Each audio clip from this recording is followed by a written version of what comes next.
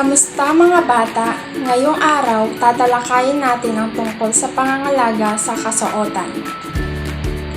Una, ano nga ba ang pangangalaga sa kasuotan?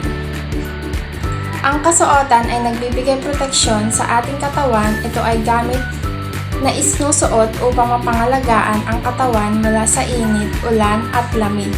Narito ang mga uri ng kasuotan. Una, damit pambahay. Ito ang halimbawa ng damit pambahay.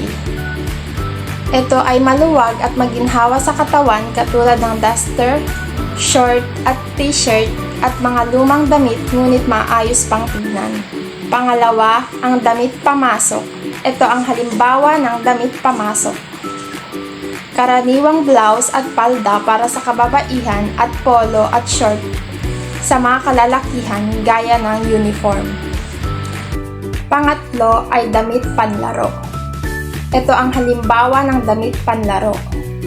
Ito ay ginagawang maluwang upang malaya at maginhawa ang pagkilos ng katawan. Ito ay maaaring t-shirt, sando, short at apat ay damit pantulog. Ito ang halimbawa ng damit pantulog. Ang mga kasuotang ito ay maluwag sa katawan katulad ng pajama at luma ngunit malinis na damit ay maaari ding gamitin. At ang panglima ay ang damit pangporma. Ito ang halimbawa ng damit pangporma. Ito ay yari sa iba't ibang damit gaya ng baro at saya, ginagamit sa espesyal at formal na selebrasyon, pagtitipon at programa. Dapat tandaan ang ilang paraan upang mapangalagaan ang kasuotan. Una, huwag itong hayaan magusot sa uupuan.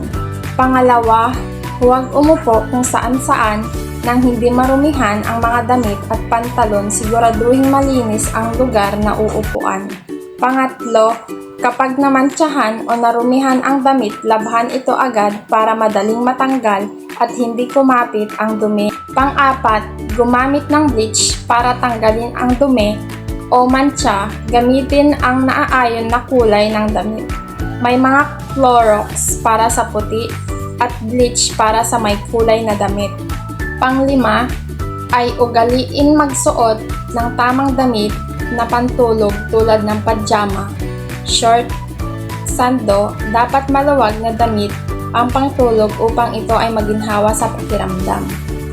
Pang-anim, kapag natastas ang laylayan ng damit, tahiin ito agad pag uwi sa bahay upang ito ay hindi lumaki. At ang pang-pito, alagaan ng mga damit at iba pang gamit sa pamamagitan ng paglagay ng mga ito sa tamang lalagyan. Mga bata, dapat nating tandaan maraming uri ng mga kasuotan ang ating ginagamit.